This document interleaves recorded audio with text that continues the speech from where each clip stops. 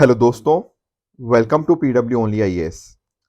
दोस्तों, जब हम बात करते हैं जम्मू एंड कश्मीर की, तो अगर हम सरकारी आंकड़ों के हिसाब से जाएं ना, तो हमें देखने को मिलता है कि पिछले कुछ समय के अंदर जो वहाँ पर मिलिटेंसी है, जो टेररिज्म है, उसके अंदर एक कमी देखने को मिली है। सर, जैसे कि देखो, एक्चुअली आप नोटिस करोगे, जो सरकार बताती है ना कि जो आंकड़े हैं, जो लोकल रिक्रूटमेंट कितना हो रहा है टेररिज्म के अंदर, तो दरअसल में 2020 के साल के अंदर ये नंबर कितना था? 191। 2021 में ये नंबर कम होकर हो गया आपका 141। 2022 में हो गया 121। और ऐसा सरकार का बताना है कि इस साल सिर्फ 7 ऐसा नंबर देखने को मिला है। तो यानी कि कहने का पॉइंट ये है कि जो लोकल रिक्रूटमेंट हो रहा है टेररिज्म के अंदर, उसमें एक मेजर कमी देखने को मिली है, जो कि एक अच्छी बात है। पर कल जो खबर हमारे सामने आई है, जहां पर आप नोटिस कर सकते हो, हमारे जो 3 जवान हैं, जिसमें आप कर्नल मलप्रीत सिंह जी, मेजर आशीष और साथ साथ जो डिप्टी एसपी है हुमायूं, इनका आप नोटिस करोगे तो इनकी शहादत हमें यहाँ पे कल देखने को मिली है। ये कहीं ना कहीं अपने अपने केस में ये बताता है कि अभी भी हमें इस डायरेक्शन में काम करना काफी बचा हुआ है। ये जो कल वाला ऑपरेशन है ना, एक काउंटर टेरर ऑपरेशन था कोकरनाग फॉरेस्ट, साउथ कश्मीर के अंदर। तो काफी ये दुखद खबर है। पर डेफिनेटली कहीं ना कहीं हमें ये भी दिखाता है कि हाँ, काम अच्छा कर रहे हैं, डिक्रीज हो रहा है नंबर ये, पर कहीं ना कहीं इसको जीरो तक लेके आना जरूरी है, ताकि हम कश्मीर के अंदर पूरी तरह से पीस एंड स्टेबिलिटी को इंश्योर कर पाए। ठीक है दोस्तों। उसी तरह से कल भी हमने नीपा केसेस के बारे में डिस्कशन किया था। ये नंबर अब 5 हो चुका है। बट एनीवेज, जो इसकी डिस्कशन होनी चाहिए थी कि कौन इसको कॉज करता है, कैसे फैलता है, वो कल के डिस्कशन के अंदर हमने सारी चीजें अच्छे से डिस्कस कर चुके हैं। तो जिसने भी मिस किया है उसको कल की डिस्कशन देख लेनी चाहिए। राइट। तो आज की डेट है 14 सितंबर 2023 एंड आप सभी का स्वागत है आज के प्रीलिम बूस्टर न्यूज डिस्कशन की तरफ। अब यहाँ पर अगर आप नोटिस करोगे, तो पहली हमारी न्यूज है international transshipment port project at great Nicobar island. देखो, ग्रेट निकोबार आइलैंड ये तो आप जानते होंगे। एक वर्ड शायद जो आपको नहीं समझ आया होगा, दैट इज ट्रांसशिपमेंट। सर, इसका अर्थ क्या होता है? देखो, मान लो कोई सामान है, उसके लिए ये है स्टार्टिंग पोर्ट, ठीक है, और लेट्स से ये है आपका यहाँ पर डेस्टिनेशन पोर्ट, ठीक है। अब देखो, हो पता क्या सकता है, आपने मान लो यहाँ पे किसी शिप में ये सामान यहाँ पे लोड किया, ठीक है। अब डायरेक्टली हो सकता है ये शिप यहाँ पे ना जाए, कहीं हो सकता है बीच में रुके, ठीक है ना। ये सामान जो आपने डालना था, हो सकता है यहाँ पे बीच में कहीं रुका। देयर इज अ पॉसिबिलिटी कि मान लो ये जो डेस्टिनेशन पोर्ट है, इसके ऊपर बड़ी शिप्स आती ही ना हो, यहाँ पर छोटी छोटी बोट्स के अंदर सामान लेके आना होता हो। तो होगा पता क्या, यहाँ वाले पोर्ट से सामान निकला, ये बीच में एक पोर्ट आया, इस वाले पोर्ट के ऊपर वो शिप में से सामान निकाला गया, किसी दूसरी बोट में, छोटी बोट में डाला गया, एंड उस बोट के माध्यम से फिर यहाँ तक पहुंचा दिया गया। तो यहाँ पर ये जो बीच वाला पोर्ट है ना, ये जो बीच वाले पोर्ट की मैं बात कर रहा हूँ, इसी को बोलते हैं ट्रांसशिपमेंट पोर्ट। यानी कि एक होता है आपका स्टार्टिंग पोजीशन, एक होती है आपकी एंडिंग पोजीशन। जो बीच वाले पोर्ट के ऊपर ना आपने जब लोड किया, अनलोड किया चीजों को, उनको बोलते हैं क्या? ट्रांसशिपमेंट। Getting the point. अब ये ट्रांसशिपमेंट ना अलग अलग कारणों की वजह से हो सकती है। जैसा मैंने बताया, हो सकता है पहले और आखिरी जो स्टार्टिंग और एंडिंग पॉइंट के बीच है, इनके बीच में हो सकता है कोई डायरेक्ट लिंक ना ही हो, तो बीच में आपको कहीं ना कहीं रुकना पड़ेगा, ठीक है ना। कोई पोर्ट्स वगैरह कई बार अवेलेबल नहीं होते। कई बार हमें लगता है यार डायरेक्टली यहाँ से स्टार्टिंग से एंडिंग में जाएंगे, उसमें कॉस्ट वगैरह ज्यादा लगेगी, तो हम सोचते हैं नहीं यार, कि बीच में एक पोर्ट रख लेते हैं, वहां पर इनको एक बार लोड और अनलोड, मतलब अनलोड और लोड कर लेंगे। इस तरह की चीजें, बाकी और भी चीजें हो सकती हैं। हमें ये भी लग सकता है कि यार यहाँ तक तो बीच वाले पोर्ट तक हम क्या करते हैं, यहाँ तक शिप के माध्यम से चले जाते हैं, फिर आगे हम एयरबेस के थ्रू यहाँ तक पहुंचा देंगे। इस तरह के अलग अलग कारणों की वजह से ना ट्रांसशिपमेंट पोर्ट्स हमें देखने को मिलते हैं। सिंपली अगर मैं वर्ड बताऊं ना एक, तो ये एक इंटरमीडिएट, रास्ते में बीच में आने वाला एक पोर्ट होता है, ठीक है ना। जैसे स्टार्टिंग और एंडिंग होती है, तो बीच में एक ट्रांसशिपमेंट एक पोर्ट हमें देखने को मिलता है।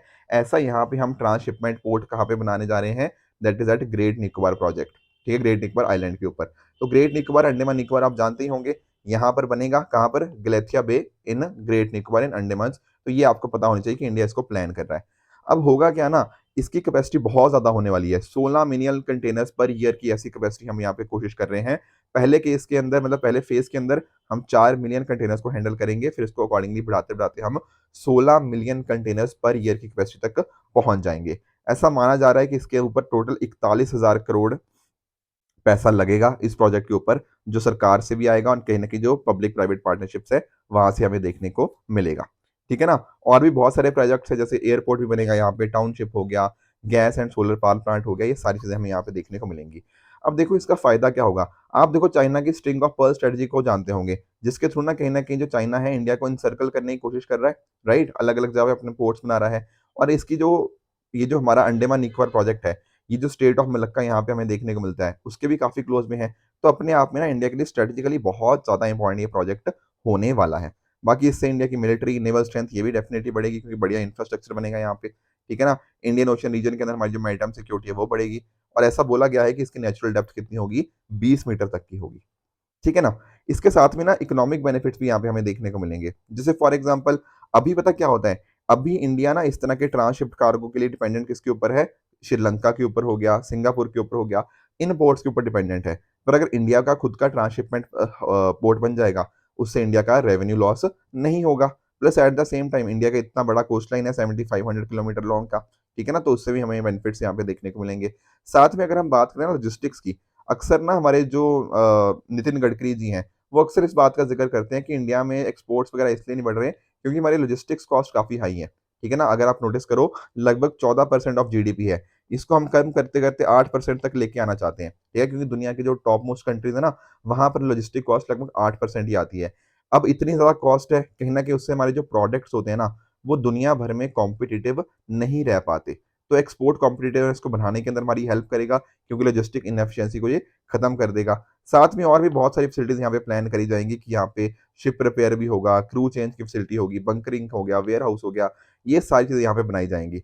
साथ में ही humanitarian assistance and disaster relief उसके लिए भी इसको यूज़ किया जा पाएगा एंड इंडिया की सेविंग्स होगी, फॉरेन डायरेक्ट इन्वेस्टमेंट आएगी। ये सारे अलग-अलग बेनिफिट्स भी आप यहाँ पर देख सकते हो। ठीक है फ्रेंड्स? आगे चलें उससे पहले एक छोटी-सी इन्फॉर्मेशन। देखो हमारा एक ना यूट्यूब चैनल और भी है that is only IAS optional. शायद आप में से कुछ स्टूडेंट्स को पता नहीं होगा। मैं थोड़ा-सा इसके बारे में बता दूँ। देखो यहाँ पर ना आपके डिफरेंट डिफरेंट ऑप्शन जैसे सोशियोलॉजी, ज्योग्राफी, हिंदी साहित्य, मैथ्स, हिस्ट्री इसकी अलग-अलग वीडियोज़ यहाँ पे अपलोड करी जाती हैं ताकि आपकी ऑप्शनल के प्रिपरेशन के अंदर ना आपकी हेल्प करी जा पाए। इवन कुछ इंपॉर्टेंट जो करंट अफेयर्स होते हैं आपके विद रिगार्ड्स टू ऑप्शनल वो भी यहाँ पर कवर करते हैं। ठीक है ना? तो आपको कोई भी दिक्कत हो आप ऑप्शनल के रिगार्डिंग आप यहाँ पर हमारे ओनली एस ऑप्शनल का जो चैनल है उसको जाके सब्सक्राइब कर सकते हो एंड यहाँ पे डिफरेंट वीडियोज़ जो हैं जैसे फॉर एग्जांपल यहाँ नोटिस करो सोशियोलॉजी, हिंदी साहित्य ये डिफरेंट डिफरेंट वीडियोज़ आपको बहुत ज़्यादा हेल्प करने वाली हैं अपने एग्जाम के अंदर। ठीक है ना? आगे चलते हैं एंड डिस्कस कर लेते हैं कोणार्क टेम्पल। जैसा मैंने आपको प्रॉमिस किया था कि मैं इस पर भी डिस्कशन करूँगा और यहाँ पे आप नोटिस कर सकते हो कि जब जी20 समिट हुआ ना, ये हमारे प्रधानमंत्री जी हैं, ठीक है ना? तो उनके पीछे आप नोटिस करो ये जो आपको इनके पीछे ये जो देखने को मिलेगा ना व्हील देखने को मिल रहा है, दिस इज़ कोणार्क व्हील, ठीक है? तो इसको थोड़ा हमें समझना ज़रूरी हो जाता है कि आखिर ये कोणार्क व्हील है क्या? देखो, पहली बात तो ये समझो कोणार्क, जब मैं बात करता हूँ ना कोणार्क की, दरअसल में ये 2 वर्ड से मिलकर बना है। एक है कोना, कोना आप जानते हो कोना मतलब होता है कॉर्नर, ठीक है ना? आप बोलते हैं ना कमरे का कोना यहाँ पे है, कोना मतलब होता है कॉर्नर और अर्क का मतलब क्या होता है? अर्क का मतलब होता है आपका सूर्य, ठीक है? सन जिसको बोलते हैं। तो यहाँ पर दोनों को कंबाइन कर दोगे ना तो इसका मतलब होता है son of the corner. Actually में ना आप नोटिस करो ये कहाँ पर आपको स्टेटेड में देखने को मिलेगा? ओडिशा के अंदर देखने को मिलेगा, ठीक है ना? तो यहाँ पर ये सन गॉड को डेडिकेटेड है और इसको 1984 के अंदर यूनेस्को वर्ल्ड हेरिटेज साइट का दर्जा भी दिया गया था। इसको बनाया किसने था? बनाया था किंग नरसिम्हा वन जो कि ईस्टर्न गंगा डायनेस्टी के आपको देखने को मिलते हैं इन द 13th सेंचुरी।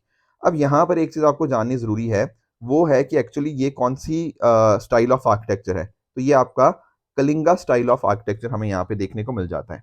यहाँ पर कुछ इसकी मैं फीचर्स की अगर हम बात करूँ, तो यहाँ पर आपको नोटिस करने को मिलेगा, कि यहाँ पर आपको रेखा देओल देखने को मिल जाएगा, ठीक है ना? उसी तरह से जैसे हम बात करते हैं अलग-अलग जैसे जो मेन श्राइन होते हैं, वो कहाँ पर आपको देखने को मिलेगा? यहाँ पर आपको मेन श्राइन में आपको देखने को मिल जाएँगे, ठीक है ना? साथ में ही यहाँ पर आपका है जगमोहन। जैसे हम बात करते हैं ना मंडप्स की अलग-अलग, जैसे नॉर्मल मंदिरों में आपको मंडप देखने को मिलते हैं, यहाँ पे आपको जगमोहन देखने को मिलते हैं। यहाँ पर जो भी आपके श्रद्धालु वगैरह होते हैं, वो अकॉर्डिंगली आपके जो डीटी है, ठीक है ना? उनको वर्शिप कर सकते हैं यहाँ पे। साथ में यहाँ पे नृत्य जो हॉल है, नृत्य मतलब होता है डांसिंग हॉल, उसकी सिचुएशन थोड़ी-सी खराब है मतलब अभी हालत उसकी उतनी अच्छी कंडीशन में नहीं है, तो नृत्य मंडप भी यहाँ पे आपको देखने को मिल जाएगा। उसी तरह से एक होता है भोग मंडप, भोग का मतलब होता है जहाँ पे आप ऑफर करते हो, तो वो हॉल भी आपको यहाँ पे देखने को मिल जाएगा। तो ये कुछ इंपॉर्टेंट चीज़ें हैं, बाकी आपने आई एम श्योर अपने जो कलिंगा स्टाइल ऑफ आर्किटेक्चर है, जहाँ पर रेखा दौल हो गया, बाकी ये जो कलश हो गया, अमालक हो गया, ये तो पता ही होंगे आपको नागरा स्टाइल के अंदर भी देखने को मिलते हैं। तो नागरा स्टाइल, द्रविड़न स्टाइल ये आप तो पढ़ते ही हो अपने स्टैटिक पोर्शन के अंदर। उसी तरह से अगर मैं बात करूँ ना यहाँ पे स्टोरी इसको थोड़ा समझना, ठीक है? काफ़ी ना एक्चुअली में ना डिफरेंट डिफरेंट स्टोरीज़ आपको अलग-अलग चीज़ें बताती हैं। जैसे फॉर एग्ज़ाम्पल यहाँ पर ना आपको इस तरह के इस टेम्पल के अंदर व्हील देखने को मिलेंगे इस तरह के। अब इस तरह के ना टोटल 12 व्हील्स हैं। 12 12 व्हील्स नहीं 12 पेयर ऑफ व्हील्स हैं। अब बहुत सारे लोगों का ऐसा मानना है ये 12 पेयर ऑफ व्हील आपको एक्चुअली क्या दिखाते हैं, ये साल के 12 महीने दर्शाते हैं। कुछ लोगों का कहना है कि एक्चुअली 12 पेयर है ना, तो 12 पेयर का मतलब ये 24 व्हील्स हुए, इसका मतलब हुआ ये दिन के 24 घंटे दर्शाते हैं। और एक्चुअल में अगर आप नोटिस करो यहाँ पर आपको 8 स्पोक देखने को मिलेंगे, ये देखना, ये 1 2 3 4 5 6 7 8, इस तरह से 8 स्पोक्स देखने को मिलती हैं। ये कहा जाता है कि 8 स्पोक और कुछ नहीं, ये आपके अलग-अलग पहर को दिखाती हैं। पहर का मतलब क्या होता है? पहर का मतलब होता है 3 घंटे का समय। जैसे आप बोलते हो ना कि पहला पहर, दूसरा पहर, 2 पहर आप बोलते हो, ये पहर का मतलब होता है 3 घंटे का समय। तो इस तरह से 8 पहर हैं यहाँ पे, तो 8 इंटू 3 यानी कि 24। ठीक है ना? तो उस तरह से इस चीज़ को दर्शाया जाता है। कुछ लोग बोलते हैं कि ये चक्कर है एक तरह का। चक्कर किसका? ज़िंदगी का चक्कर, जिसके अंदर कोई चीज़ क्रिएट होती है, फिर वो प्रिज़र्व होती है, फिर उसको रियलाइज़ेशन होती है, तो व्हील ऑफ लाइफ़ करके भी इसको जाना जाता है। उसी तरह से कुछ लोग बोलते हैं जो ज़ोडिएक साइन आपकी राशियाँ होती हैं ना अलग-अलग आपकी, जो भी आपकी तुला राशि, मेष राशि इस तरह की, उनको दर्शाया गया है इस तरह के जो 12 पेयर ऑफ व्हील्स हैं। तो यहाँ पर ना अलग-अलग स्टोरीज़ हैं बेसिकली, ठीक है? और एक्चुअल में अगर आप नोटिस करोगे ना, तो यहाँ पर ये जो व्हील्स वगैरह हैं, इनको यूज़ किया जाता है आपका टाइम देखने के लिए भी, ठीक है ना? पुराने टाइम के अंदर होता क्या था ना कि टाइम को देखने के लिए एक्चुअली देखा जाता था कि जो आपके शैडो है, कहीं न कहीं आपकी जो शैडो होती है, वो यहाँ पर इन व्हील्स के ऊपर पड़ती है। इनके जो अलग-अलग स्पोक्स मैंने आपको बताए, उसके ऊपर पड़ती है। उसके बेसिस के ऊपर यहाँ पे देखा जाता है कि एक्चुअल में टाइम क्या हुआ होगा दिन का। तो व्हील्स को डिज़ाइन और उनको प्लेस इस तरह से किया जाता है कि एक्चुअल में वो दिन का क्या समय हो रखा है, उन सारी चीज़ों को यहाँ पर दर्शा पाएँ। तो एक्चुअली साइंस एंड टेक्नोलॉजी के पर्सपेक्टिव से भी ना ये इम्पोर्टेंट हमारे लिए बन जाता है। बाकी अगर आप नोटिस करो ये जो इस तरह से ना थोड़ी इसको ना अगर आप दूर से देखोगे, इसका रंग आपको थोड़ा काले रंग का दिखेगा। इसी वजह से ना इसको ब्लैक कोड़ा भी बोला जाता है। ठीक है? जो यूरोपियन सेलर्स थे ना, उन्होंने इसको ये नाम दिया था क्योंकि यहाँ पे दूर से देखने में इसका रंग ब्लैक कलर का देखने को मिलता है। साथ में अगर आप नोटिस करो जब इसको बनाया गया ना इस मंदिर को, तो कहीं न जब इसको बनाने के टाइम के ऊपर जो हर 2 पत्थर थे, जो स्टोन पीसेस थे, उसके बीच में आर्टिसन्स ने एक आयरन की प्लेट रख दी। अब आयरन की प्लेट रख दी कहीं न कहीं इस वजह से ना यहाँ पे हमें बहुत ज़्यादा अट्रैक्शन देखने को मिलता है। इवन इसका जो टॉप मोस्ट पार्ट है, वहाँ पर भी आपको यहाँ पे मैग्नेट्स वगैरह देखने को मिलती हैं। तो काफ़ी बार ना जो शिप्स वगैरह होती थी, वो देखती थी यार यहाँ पर हम इसके शोर के आस-पास हैं, तब हम इसकी तरफ अट्रैक्ट फ़ील कर रहे हैं इस मंदिर की तरफ। उसके पीछे का कारण यही है कि यहाँ पर हर जो 2 पत्थर बनाए गए थे, उनके बीच में एक एक आयरन प्लेट रखी गई थी। ठीक है ना? तो ब्लैक पगोडा का नाम भी आप ध्यान में रखोगे। उस तरह से जो दूसरा टेम्पल है यहाँ पे जगन्नाथ टेम्पल पुरी के अंदर बिल्कुल पास में ही है, उसको का किस नाम से जाना जाता है? उसको जाना जाता है व्हाइट पगोडा के नाम से। तो ये कुछ पॉइंट्स थे आपको यहाँ पे पता होने चाहिए। एक चीज़ और है आखिरी, that is royal guard of Konark. देखो यहाँ पर ना जब आप एंट्री करते हो, तो आपको 2 रॉयल गार्ड ऑफ कोणार्क देखने को मिलते हैं। यहाँ पर है क्या? यहाँ पर अगर आप नोटिस करोगे ना, यहाँ पर ऊपर आपको लॉयन देखने को मिल जाएगा। उसके नीचे ये रहा एलिफेंट, और एलिफेंट के नीचे ना ये इंसान है एक, ठीक है ना? एक पर्सन की बात कर रहे हैं। तो यहाँ पर एक्चुअली बोला क्या जाता है कि लॉयन दिखाता है क्या? लॉयन दिखाता है हमारा अहंकार, ठीक है ना? और एलिफेंट क्या दिखा रहा है? एलिफेंट दिखा रहा है कि आप पैसा के पीछे भाग रहे हो, और आपका अहंकार, आपका जो पैसे के पीछे भागना, यही एक इंसान को मार देता है। ऐसा इस यहाँ पर रॉयल गार्ड ऑफ कोणार्क का यहाँ पे इसका ये अर्थ है। ठीक है? तो आई होप कोणार्क टेम्पल के रिगार्डिंग आप चीज़ें समझ गए होंगे। नेक्स्ट टॉपिक की तरफ आगे चलते हैं, दैट इज ऑपरेशन पोलो। देखो कल जैसे था क्या, कल 13 सितंबर थी, तो आज के न्यूज़पेपर के अंदर इंडियन एक्सप्रेस के अंदर ये चीज़ यहाँ पे दर्शाई गई है। एक्चुअल में क्या होता है ना, आप नोटिस करना, जब भारत आज़ाद होता है, तो आज़ाद होने के टाइम के ऊपर इंडिया में 550 से भी ज़्यादा प्रिंसली स्टेट्स हमें यहाँ पे देखने को मिलती हैं। कहीं न कहीं उनको कैसे इंडिया के साथ में लेकर आ जाए, वहाँ पर हमारे जो सरदार वल्लभ भाई पटेल जी थे, उनका बहुत इंपॉर्टेंट रोल यहाँ पर रहा है। पर कुछ ऐसी स्टेट्स थी जिन्होंने थोड़ी गड़बड़ करी, मतलब ये जूनागढ़ हो गया, जम्मू कश्मीर हो गया, हैदराबाद हो गया, यहाँ पर थोड़े कुछ इश्यूज हमें देखने को मिले। अब होता क्या है ना, ये सारी यहाँ पे इन्फॉर्मेशन दे रखी है, इसलिए मैं आपको पीडीएफ में भी दे दूँगा। 1947 के अंदर अगर आप नोटिस करोगे, हैदराबाद ने क्या किया, एक स्टैंड स्टिल एग्रीमेंट साइन किया, ठीक है ना? इंडिया के साथ, कि हम जो पिछले सारे अरेंजमेंट्स हैं उनको कंटिन्यू करेंगे, पर हम ये नहीं चाहते कि इंडिया के जो ट्रूप्स हैं, वो हमारी स्टेट के अंदर आ जाएँ। अब ऐसा चीज़ चलती रही, पर एक्चुअल में ना हैदराबाद ने इस टाइम के ऊपर क्या किया, हैदराबाद में अपनी एक फ़ोर्स बना ली, ठीक है ना? जिनका नाम क्या था, रज़ाकार्स, ठीक है ना? ये एक इर्रेगुलर फ़ोर्स इन्होंने यहाँ पे देखने को मिली इनकी, और ये ना रज़ाकार्स एक्चुअली उनकी फ़ोर्स ज़रूर थी, पर कहीं न कहीं इन्होंने बहुत सारे कुछ गलत काम किए। वहाँ के लोगों के ऊपर कुछ एट्रोसिटीज़ कमिट करी, वहाँ की महिलाओं के ऊपर बहुत सारे, ऐसा भी बोला जाता है कि हिंदूज़ को वहाँ पे मुस्लिम्स के अंदर कन्वर्ट किया गया। तो इस तरह की चीज़ें चल रही थी।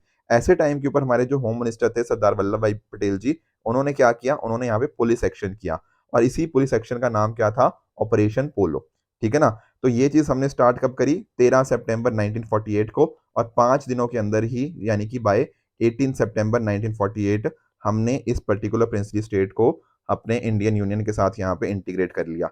ध्यान रखना, ये पुलिस एक्शन था, यहाँ हमने मिलिट्री वगैरह एक्शन नहीं बोलेंगे, इसको इसको क्या बोलते हैं हम, पुलिस एक्शन बोलते हैं, जिसका नाम क्या है, ऑपरेशन पोलो। एक्चुअली में रीजन क्या था, कहीं ना कहीं देखो वहां पे ना लोगों के ऊपर बहुत ज्यादा अत्याचार हो रहे थे, ये जो रजाकार के द्वारा थे। ठीक है ना, हमें कहीं ना कहीं डर था, हैदराबाद कहीं ना कहीं आप नोटिस करना, हैदराबाद की लोकेशन देखो, अपने आप में ना एक क्या है, एक लैंडलॉक्ड एरिया है, और पाकिस्तान इधर है कहीं ना कहीं, तो बहुत दिक्कतें आने वाली थी इस वजह से। ठीक है ना, तो हमारी सरकार की तरफ से ये इनिशिएटिव लिया गया, ऑपरेशन पोलो के अंतर्गत हैदराबाद को यहाँ पे 5 दिन के अंदर सरेंडर करवाया गया। एक्चुअल में क्या था ना कि यहाँ पे जो इनके पास फोर्सेस थी वो उतनी ट्रेंड नहीं थी, इंडियन फोर्सेस तो काफी ट्रेंड थी, ठीक है, बट यहाँ पर जो सामने थे, जो रजाकार हो गया या जो बाकी हो गया, वो बिल्कुल भी एक तरह से हमारे सामने बिल्कुल भी एक मैच नहीं थे।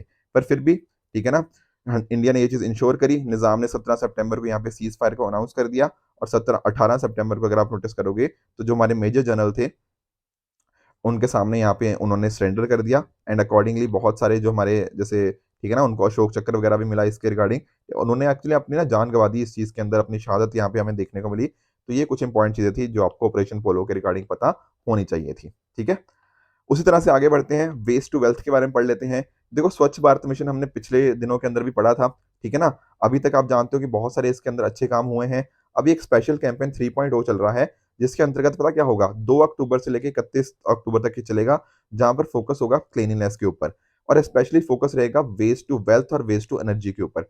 इसका मीनिंग क्या है सर, वेस्ट टू वेल्थ का? देखो वेस्ट टू वेल्थ आप समझते होंगे कि मान लो कोई चीज आपकी वेस्ट है, तो एक तो तरीका हो सकता है आप उस प्रोडक्ट को फेंक दो, या फिर हो सकता है कि नहीं, आप जो भी सामान है ना, जैसे मान लो कोई भी आपका प्रोडक्ट है, उसको आप फेंको मत, उसको रिसाइकल करो, उसके अंदर कुछ और चेंजेस करो। ठीक है ना, तो उसके अंदर चेंज करते हुए ना एक सर्कुलर इकोनॉमी की बात करो। एक्चुअली मैंने आपको ये पहले भी चीज समझाई थी, अदरवाइज होता पता क्या है नॉर्मली, कि हम कोई प्रोडक्ट को यूज करते हैं, फिर उसको फेंक देते हैं और बात खत्म होगी। पर एक्चुअल में यहाँ पे पॉसिबिलिटी है इसको रीयूज करने की, दोबारा रीयूज करो, इसको रिसाइकल करो, कुछ और माध्यम से कहीं ना कहीं उसकी ना लाइफ को हम यहाँ पे बढ़ाने की कोशिश करते हैं। इससे हमारा जो वेस्ट होता है ना वो कम हो जाता है। जैसे फॉर एग्जांपल जो इलेक्ट्रॉनिक वेस्ट वगैरह भी हम इससे कम कर सकते हैं, एंड साथ साथ सर्कुलर इकोनॉमी का भी हम रिसोर्सेज का अच्छा यूटिलाइज कर सकते हैं। उसी तरह से एक प्रोसेस और भी चीज़ है, दैट इज कि यहाँ पे हम बात किसकी कर रहे हैं, हम बात कर रहे हैं वेस्ट टू एनर्जी की। यहाँ पर क्या मतलब है, यहाँ पर मीनिंग ये है कि जो भी आपका वेस्ट है ना, उसको आप एनर्जी के अंदर कन्वर्ट करो, जैसे हीट, फ्यूल, इलेक्ट्रिसिटी।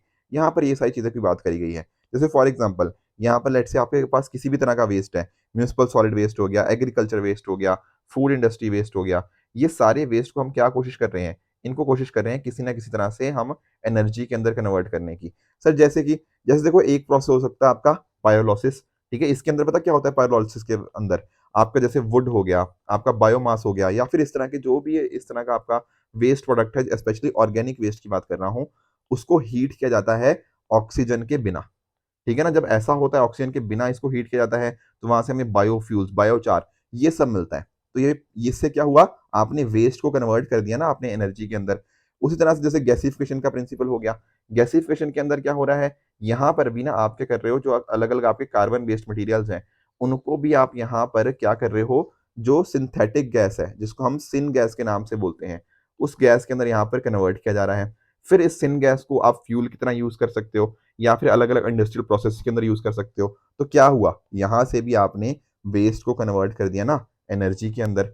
उसी तरह से आप पैलेट्स वगैरह, गोलियां होती है ना छोटी छोटी गोलियां, उसके अंदर फाइन पाउडर के अंदर पार्टिकल्स के अंदर यहाँ पे कन्वर्ट कर, उन पार्टिकल्स को मतलब बेसिकली गोलियों के अंदर कन्वर्ट कर सकते हो, एंड उन फिर पैलेट्स का आप यूज कर सकते हो बायोमास मटेरियल्स के अंदर। ठीक है ना, फ्यूल्स के अंदर एज अ यूज कर सकते हो, इंडस्ट्रियल प्रोसेस के अंदर फूड फीड स्टॉक की तरह यूज कर सकते हो। तो ये अलग अलग तरीके हैं। कंबस्टन का भी आप जानते हो, कंबस्टन मतलब होता है कि आप ऑक्सीजन की प्रेजेंस के अंदर किसी चीज को कर रहे हो, ठीक है, हीट वगैरह दी जा रही है उसके अंदर, तो वहां से भी एनर्जी निकलती है हीट की फॉर्म में, लाइट की फॉर्म में।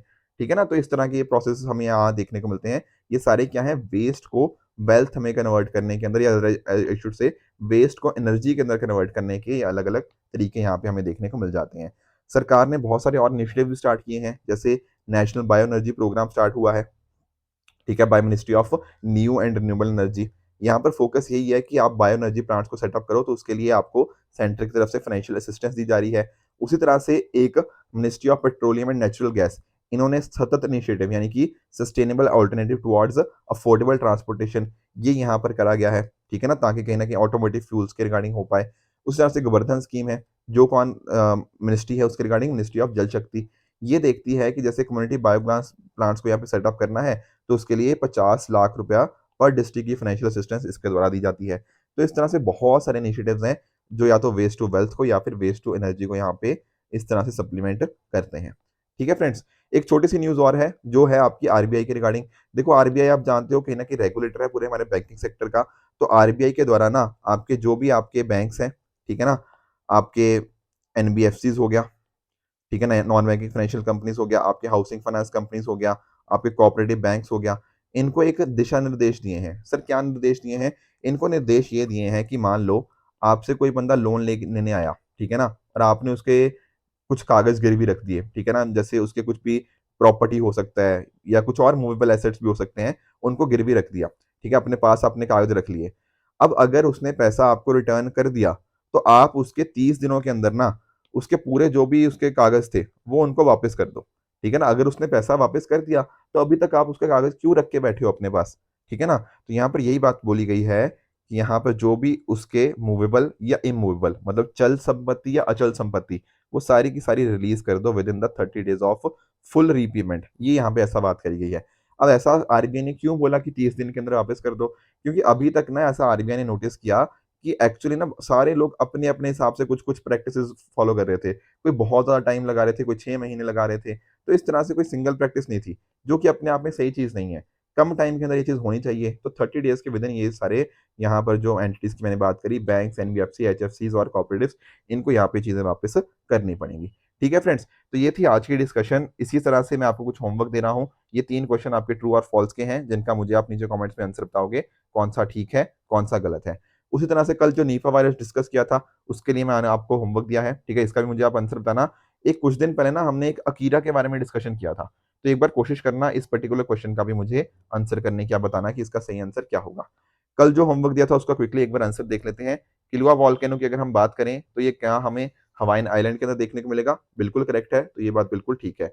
एंटी डंपिंग ड्यूटी की बात करें तो ये subsidised product in the originating country के ऊपर लगाया जाता है। क्या ये बात ठीक है?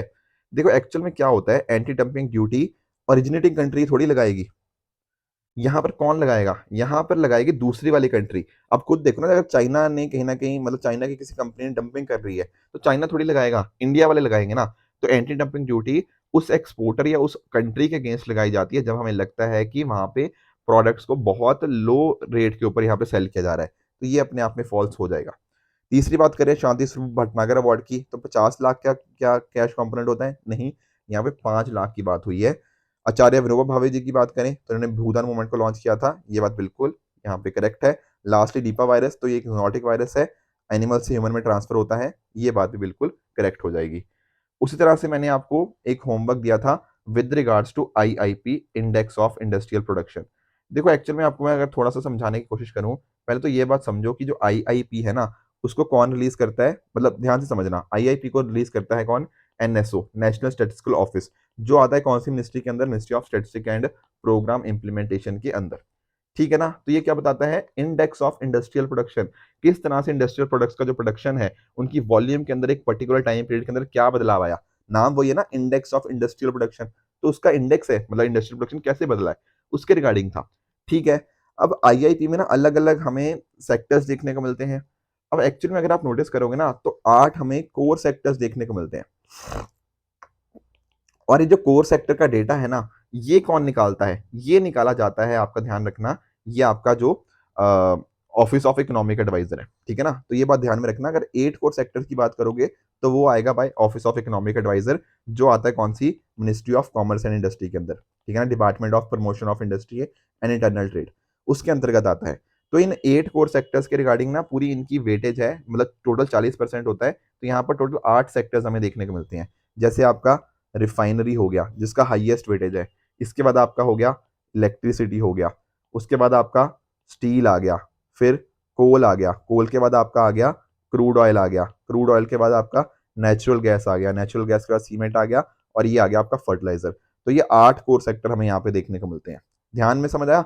आईआईपी रिलीज कर रहा है एनएसओ, जो कि मोस्पी के अंदर है। जो 8 कोर सेक्टर के रिगार्डिंग डेटा है वो आता है office of economic adviser, DPIIT, ministry of commerce and industry के अंदर। जो 8 कोर सेक्टर थे मैंने वो भी आपको यहाँ पे समझा दिए। ठीक है, तो यहाँ पर चारों के चारों सेक्टर यहाँ पे आते हैं, तो इसलिए इसका आंसर बनेगा ऑप्शन नंबर डी, 1, 2, 3 एंड 4।